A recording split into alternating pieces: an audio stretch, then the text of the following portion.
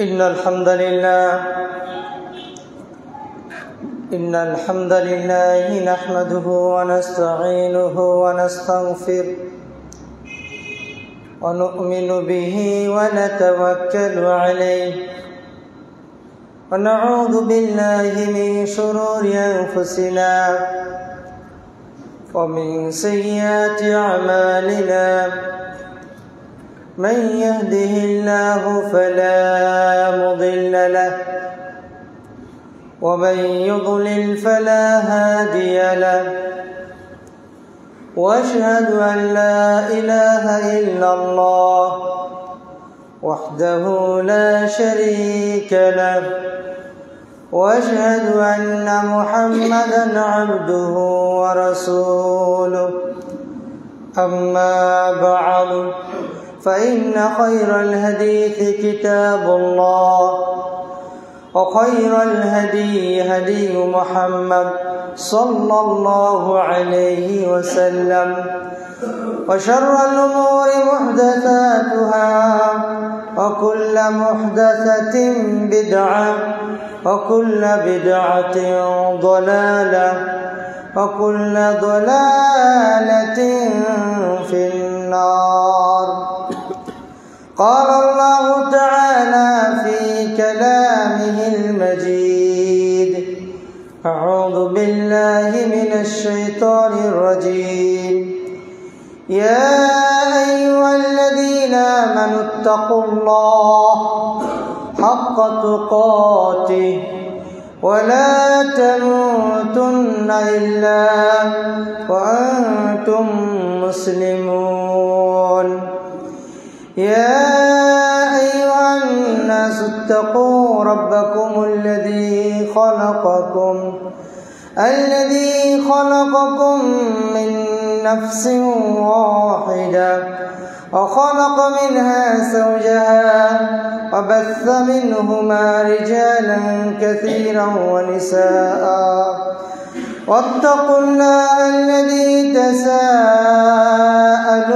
به والأرحام إن الله كان عليكم رقيبا. وقال تعالى في سورة أخرى: أعوذ بالله من الشيطان الرجيم. ونفس وما سواها فألهمها فجورها وتقواها قد أفلح من زكاها وقد خاب من دساها. প্রশংসা, শুকরিয়া বিশ্বজগতের প্রতিপালক,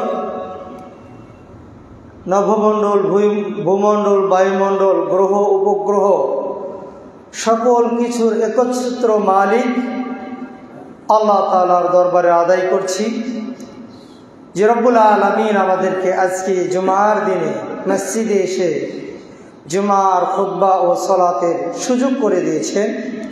সেই মহান রব্বুল আলামিনের শুকরিয়া আদায় করি, আলহামদুলিল্লাহ।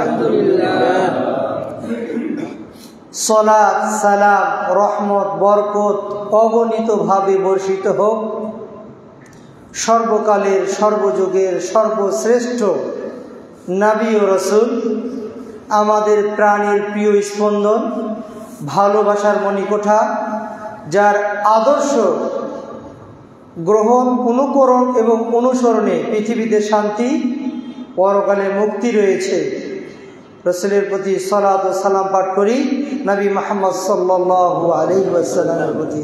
আল্লাহুম্মা সাল্লি ওয়া সাল্লিম ওয়া বারিক আলাইহি।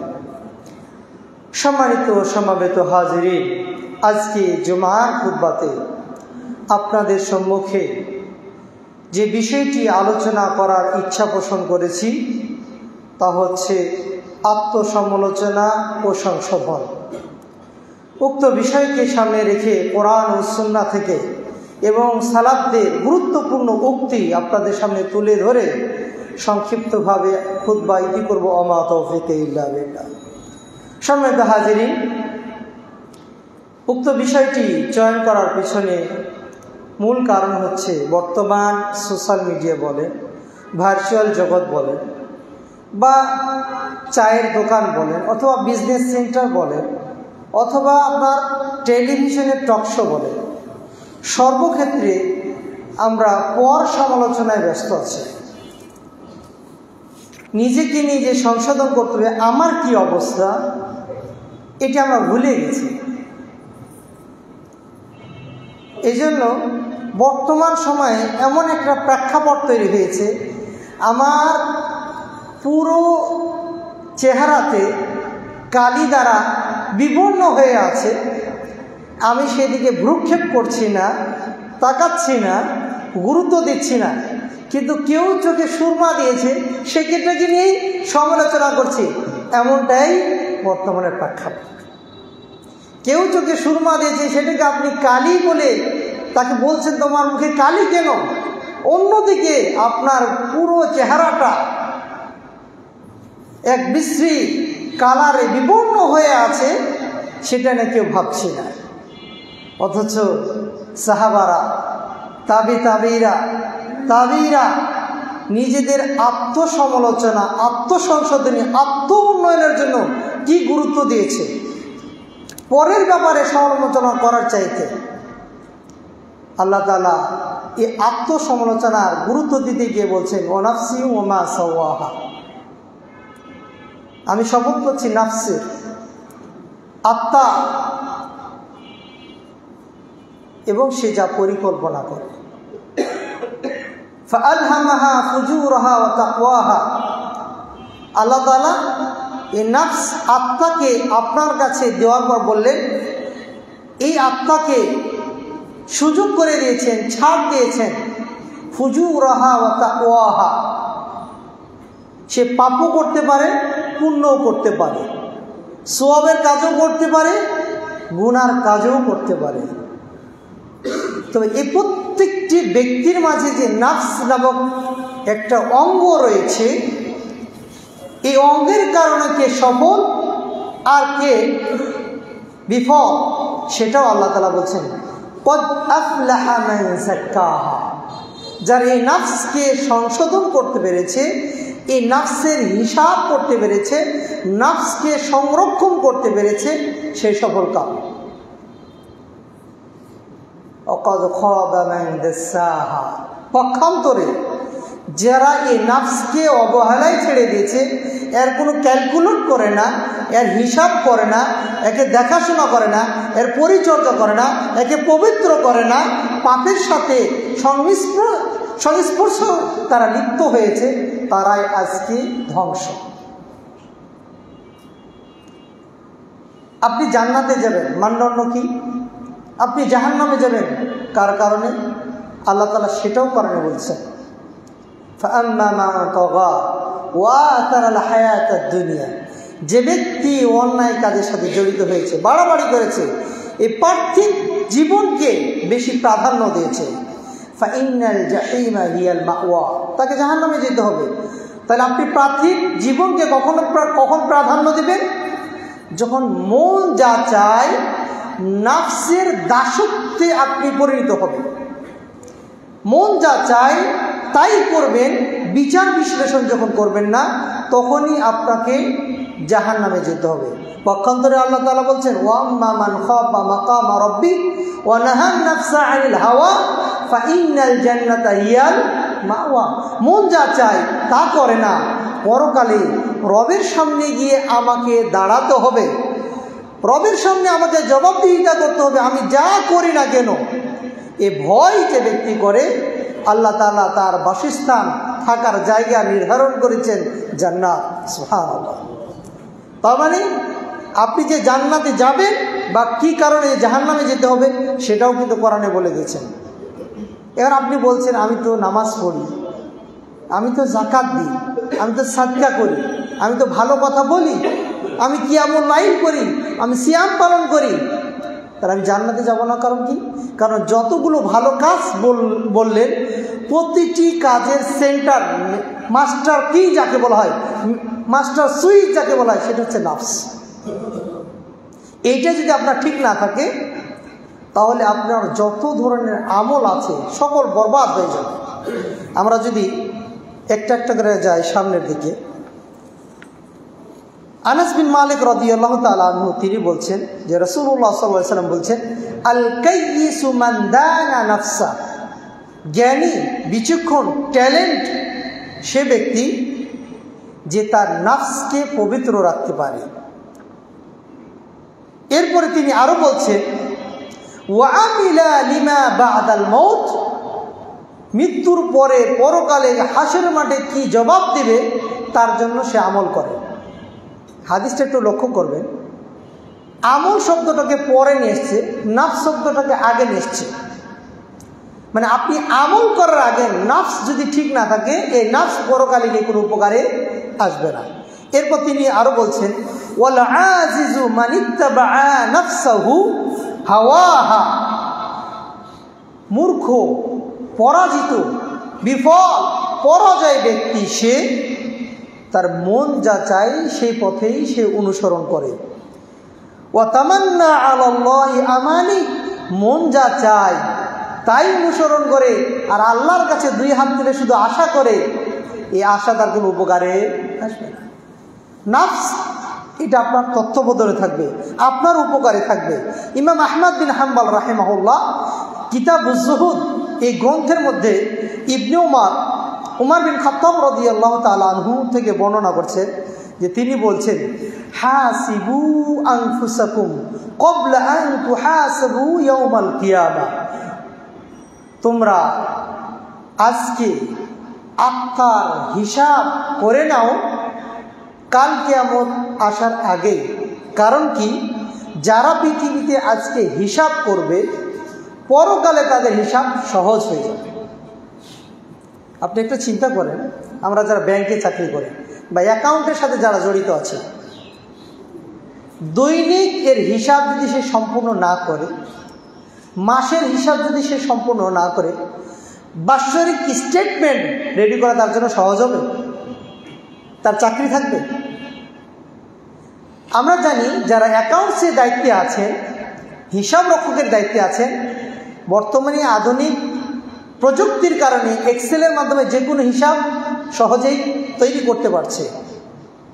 সেখানে কত টাকা জমা হলো, কত টাকা প্রদান করলো, এ টু জেড সব পয়সা পর্যন্ত নোট করা আছে। এরপরও ম্যানেজারকে হিসাব দিতে গিয়ে তার ঘাম ঝরে যায়। আর রব্বুল আলামিন সেই কিয়ামতের মাঠে ছোট্ট ক্ষুদ্র ক্ষুদ্র সরিষা দানা পরিমাণ যদি আপনি কোনো পাপ করে থাকেন সেটারও হিসাব নেবেন। ব্যাংকের ম্যানেজারের হিসাব কিন্তু কিয়ামতের মাঠে আপনাকে দিতে হবে। এবার আপনি দেখুন, দৈনন্দিন জীবনের যে আমলগুলো রয়েছে এটা কি আপনার হিসাব করা আছে? রবের কাছে গিয়ে যখন আপনার খাতা খুলে দেওয়া হবে, আপনার তো এক্সেল থাকবে না, আপনার অটোমেটিক থাকবে না, প্রত্যেকটা পৃষ্ঠা পড়ে পড়ে আপনাকে হিসাব দিতে হবে। তখন তো আপনি বলবেন, মালি হাযাল কিতাব লা ইউগাদিরু সগীরাতান ওয়ালা কাবীরা ইল্লা আহসাহা, এটা কেমন আমাকে ভলিউম ডায়েরি একটা বই দেওয়া হলো, যে বইয়ের ভিতরে ছোট গুনাহ বড় গুনাহ সব লিপিবদ্ধ করা হয়েছে, কোনোটাই ছাড়া হয়নি। আপনি দেখবেন আপনার জন্য যথেষ্ট হয়ে যাবে। এরপরে ইমাম উমর বিন খাত্তাব রাদিয়াল্লাহু তাআলা তিনি বলছেন, ফাইন্নাহু আহওয়ানা আলাইকুম ফিল হিসাবে গাদা আন তুহাসিবু আনফুসাকুমুল ইয়াউম, আজকে তোমরা যদি দৈনন্দিন বিছানে যখন ঘুমাতে যাবে সারা দিনের কতটুকু কাজ করেছো এটা যদি তোমরা হিসাব করো যে আমার এই আমল কি জান্নাতে যাওয়ার জন্য যথেষ্ট, আমার এই আমল কি আমাকে জান্নাতে নিয়ে যাবে, আমার মন্দ আমলগুলো কি আমার জান্নাতে যাওয়ার জন্য অন্তরায় সৃষ্টি করবে, এই হিসাব কেউ করে যদি ঘুমায় আবার ফজরের সময় নতুন প্ল্যান করবে আমি আজ সারাদিন কী কাজ করব, এই কাজগুলো যারা দৈনন্দিন ক্যালকুলেট ডেইলি করতে পারবে পরকালে আল্লাহ তাআলা তার হিসাবকে সহজ করে দেবেন। সুবহানাল্লাহ।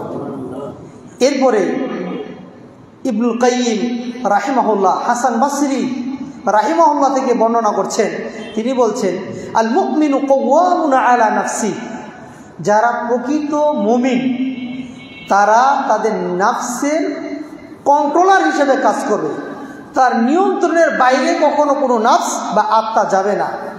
কিভাবে? ইউহাসিবু নাফসাহু লিল্লাহ, যে কোনো কাজ করতে যাবে আল্লাহর ভয়ে নিজের নাফসকে জিজ্ঞাসা করবে। ফাইন্নামা খাফফাল হিসাবা ইয়াউমাল কিয়ামা আলা কওমিন হাসাবু আনফুসাহুম, ওই জাতি ওই ব্যক্তির জন্য পরকালে হিসাব সহজ হয়ে যাবে যারা পৃথিবীতে তার নাফসের হিসাব করবে। এরপরে তিনি আরো বলছেন যে ইন্নামা শাক্কাল হিসাব ইয়াউমাল কিয়ামা আলা কওমিন আখাযু হাযাল আমরা মিন গায়রি মুহাসাবা, পরকালে কঠিন হিসাবের সম্মুখীন হবে সে ব্যক্তি যারা তাদের নাফসের কোনো খবর নেয় না, এটা পরিচর্যা করে না, যে কোনো কাজ করার সময় নিজের নাফসকে জিজ্ঞাসা করে না। মাইমুন ইবনে মেহরান তিনি বলছেন ইন্নাল মুত্তাকি আশাদ্দু মুহাসাবাতান লিনাফসিহি মিন সুলতানিন আসিন ওয়া মিন শারীকিন সহিহিন, প্রকৃত যারা মুত্তাকি হবে তারা শেয়ার বিজনেস পার্টনারের যেভাবে হিসাব নেয় তার চাইতে কঠিনভাবে নিজের নাফসের হিসাব নেবে। আপনি কারোর সাথে বিজনেস করছেন, টাকা ইনভেস্ট করার পর খবর নেন না কত টাকা প্রফিট হলো, ডিপোজিট কত হয়েছে, কত টাকার প্রজেক্ট কিনা হয়েছে, কত টাকার পণ্য ক্রয় করা হয়েছে, বিক্রয় কত টাকার হলো। আপনি ব্যবসা করতে গিয়ে আপনার পার্টনারের যে হিসাব নিয়ে থাকেন ঠিক তার চেয়েও বেশি হিসাব আপনার নাফসকে করতে হবে। এই জন্য বলা হয় আন-নাফসু কাশ-শারীকিল খাওয়ান, নাফস আত্মা এটি হচ্ছে প্রতারক ব্যবসায়ী পার্টনারের মতো। ইল্লাম তুহাসিবহু যাহাবা বিমালিক, তুমি যদি এই নাফসের বা তোমার শেয়ার পার্টনার যে প্রতারক ধোঁকাবাজ, যদি তুমি তার হিসাব না করো তোমার সম্পদ নিয়ে এসে পলায়ন করবে। এর চেয়েও তো মারাত্মক হচ্ছে কি নিজের নাফস। আপনি ভালো আমল করবেন কিন্তু এই নাফসটা আপনার ভালো আমলগুলোকে নষ্ট করে ফেলবে। আপনারা ভাবছেন যে কিভাবে এটা সম্ভব। সুফিয়ান সাউরি রাহমাহুল্লাহ তিনি তার ছাত্রদেরকে বললেন যে হুররিমতু সিত্তাতা আশহুর কিয়ামাল লাইল, 6 মাস পর্যন্ত আমি কিয়ামুল লাইল তাহাজ্জুদ পড়তে পারি নাই। বিযামবিন আযনাবতুহু, আমি একটা পাপ করেছিলাম, এই পাপের কারণে 6 মাস পর্যন্ত কিয়ামুল লাইল তাহাজ্জুদ আমি পড়তে পারি নাই। সুফিয়ান সাউরি বলছেন আমি একটা পাপ করেছিলাম, সেই পাপের কারণে 6 মাস পর্যন্ত তাহাজ্জুদের সালাত আদায় করতে পারে নাই। তার ছাত্ররা তাকে জিজ্ঞাসা করলো ওমা হুয়া আয-যামবু, আপনি যে পাপটা করেছিলেন সেই পাপটা কি? সুফিয়ান সাউরি রাহমাহুল্লাহ তিনি বললেন আমি যে পাপটা করেছিলাম সেই পাপটা হচ্ছে কি, রাআইতু রাজুলান ওয়া হুয়া ইয়াবকি মিরাআন, আমি দেখলাম একজন লোক রাস্তায় দাঁড়িয়ে কান্না করছে। তখন আমি তাকে দেখে মনে মনে ভাবলাম, মনে মনে চিন্তা করলাম ব্যক্তিটা হয়তো লোক দেখানোর জন্য কান্না করছে। আমি কিন্তু তাকে বলি না এই লোক দেখানোর জন্য কেন কান্না করছো, আমি কিন্তু তাকে ধমক দিই নাই, আমি তাকে জিজ্ঞাসাও করি নাই। আমি শুধুমাত্র মনে মনে কল্পনা করেছিলাম হয়তোবা লোকটা কাউকে দেখানোর জন্য ভান করে কান্না করছে, এটা জাস্ট হৃদয়ে কল্পনা করেছিলাম। এই পাপের কারণে আমি 6 মাস তাহাজ্জুদ পড়তে পারি না। তাহলে আমরা যারা অন্যকে নিয়ে সমালোচনা করছি, অন্যের ব্যাপারে ট্যাগ লাগাচ্ছি, অন্যের ব্যাপারে কমেন্ট করতেছি, তাহলে আমরা যে আজ ভালো কাজ থেকে অনেক দূরে রয়েছি, এটাও তো তার একটা কারণ। এক ব্যক্তি, নামটা ভুলে গেলাম, তিনি কান্না করছেন, বুড়ো আলেম, তিনি কান্না করছেন। তো তার ছাত্ররা এসে জিজ্ঞাসা করছেন ওয়াসালা ইলাইকা যায়'ন, আপনার কাছে কি আপনার পরিবারে কেউ মারা গেছে এমন তথ্য পৌঁছেছে যার কষ্টে শোকে আপনি কান্না করছেন? তিনি বলেন আশাদ্দু মিন যালিক, আমার পরিবারে কেউ যদি মারা যেত সেটা আমি সই নিতে পারতাম, কিন্তু আমি যে দুঃখে কষ্টে কান্না করছি এটা তার চেয়ে তো আরো বেশি কঠিন। তখন তিনি বললেন, ওয়াজউন, তাহলে কি আপনার শরীরে কোনো ব্যথা আছে? ইউলিমু, যেটি আপনাকে ব্যথা কষ্ট দিচ্ছে। তিনি বলেন, আসাদ্দু মিন যালিক, এর চেয়েও তো বেশি কঠিন। তিনি বললেন, ওমা হুয়া, এর চেয়ে বেশি কঠিন সেটা কি? তিনি বললেন যে গতকালকে, অর্থাৎ আমার ডেইলি একটা রুটিন ছিল যে কোরআনের একটা অংশ আমি নিয়মিত তেলাওয়াত করব। আমি গতকাল রাত্রে এই অংশটা পড়তে পারি না, এইটা আমাকে খুব কষ্ট দিচ্ছে। তিনি কি পাপ করেছেন? পাপ করে নাই, ভালো কাজ করতেন, ভালো কাজটা করতে পারেন নাই, এই জন্য তিনি মাথা নিচু করে অজস্রভাবে কান্না করছেন যে কাল কিয়ামতে যদি আল্লাহ তাআলা আমাকে জিজ্ঞাসা করে এই সময়টা তুমি কেন কাজে লাগাওনি, তুমি তো নিয়মিত পড়তে, এটা ছেড়ে দিলে কেন? আমাকে এটা খুব কষ্ট দিচ্ছে। সালাফদের ইতিহাস কেমন ছিল।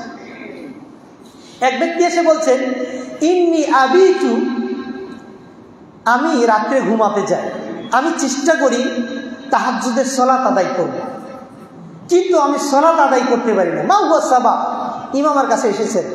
তখন তিনি বললেন, কয়য়াত্তাকা জুনুবুক, তোমাকে তোমার পাপ বেঁধে রেখেছে, ভালো কাজে আগাতে দিচ্ছে না।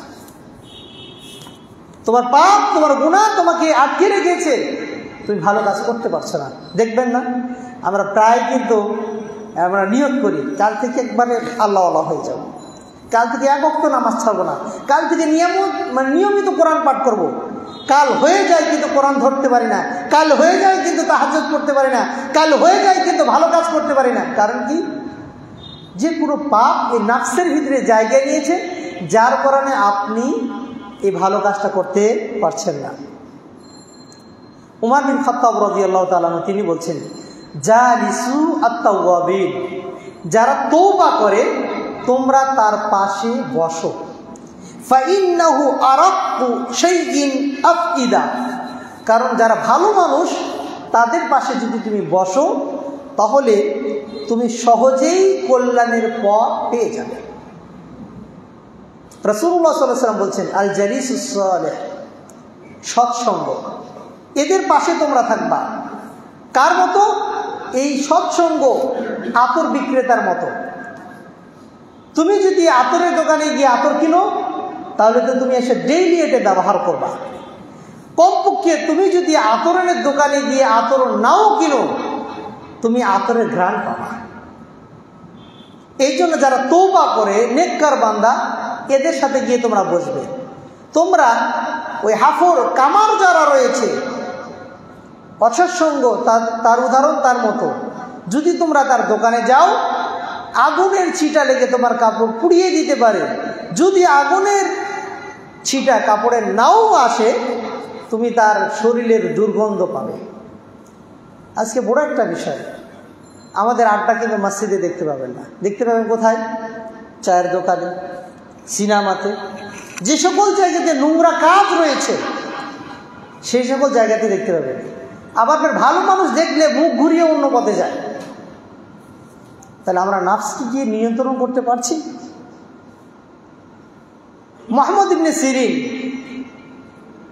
তিনি বলছেন, ইন্নী লা আরিফু আয-যামবা আল্লাযী হুমিলা বি আলাইনা আদ-দাইন, আমাকে একটি পাপ বড় ঋণী বানিয়ে ফেলেছে।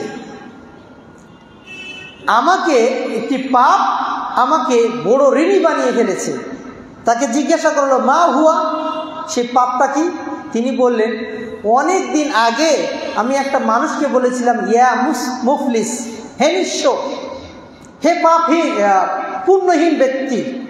মুফলিস মানে যার নেকি নাই। এই কথাটা এখন পর্যন্ত আমাকে বেদনা দেয়, কেন আমি কথাটা বলেছিলাম।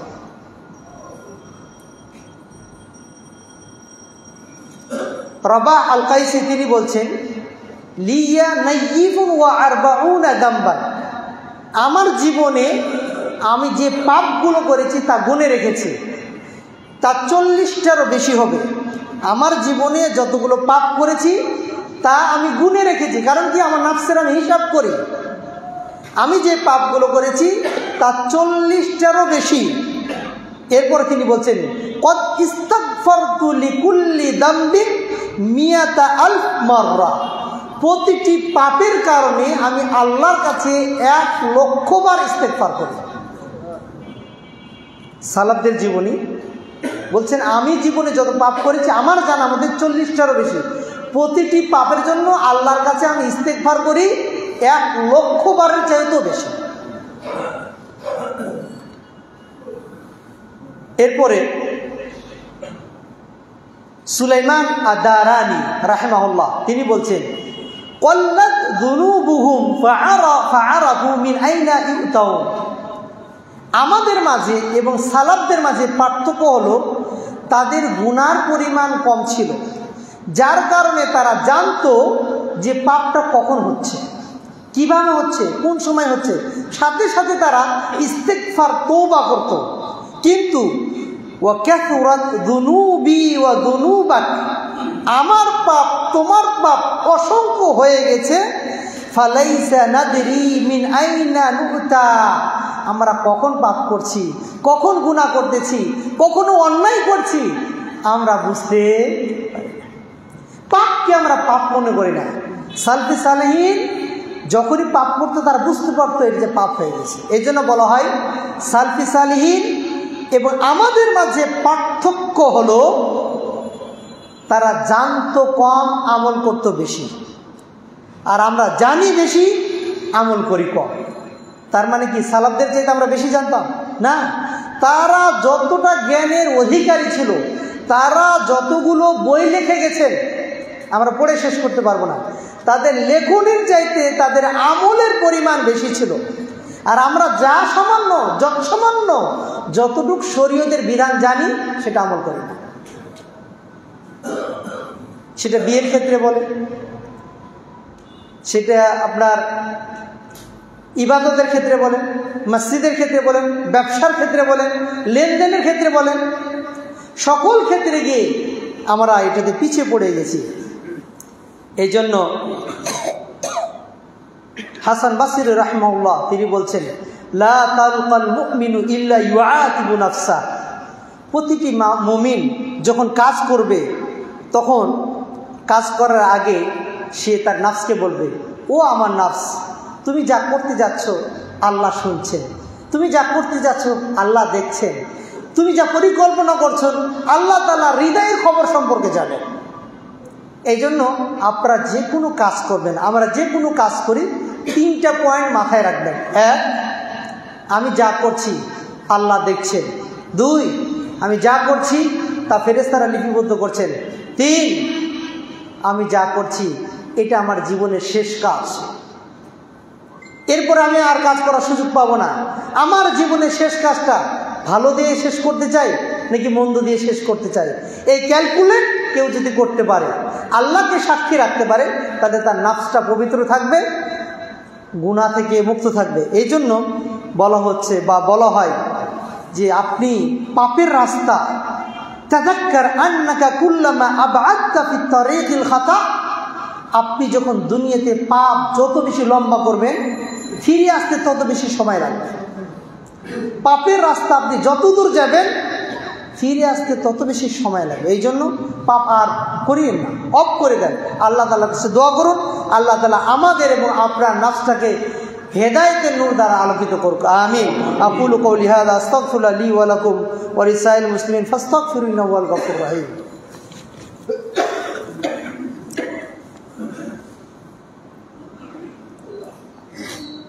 আলহামদুলিল্লাহ ওয়াসসালাতু ওয়াসসালামু আলা রাসূলিল্লাহ, আম্মা বাদ।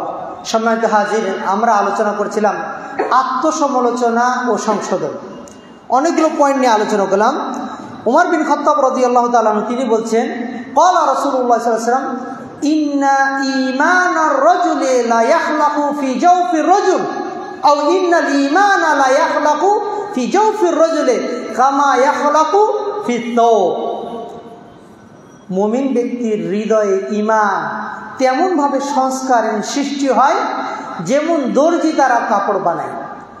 আপনি ইসলামপুর থেকে কাপড় কিনে নিয়ে আসলেন, একটা লম্বা কাপড়, এটাকে বিভিন্নভাবে ডিজাইন করে তৈরি করে কি দর্জিরা, ঠিক আপনি আপনার নাফসের দর্জি, এই ইমানটাকে কিভাবে ঠিক করবেন এই দায়িত্বটা আপনার।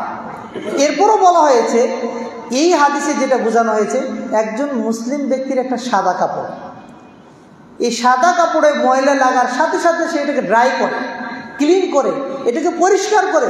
কি কারণে? মানুষ যেন তাকে ভিন্ন দৃষ্টিতে না দেখে।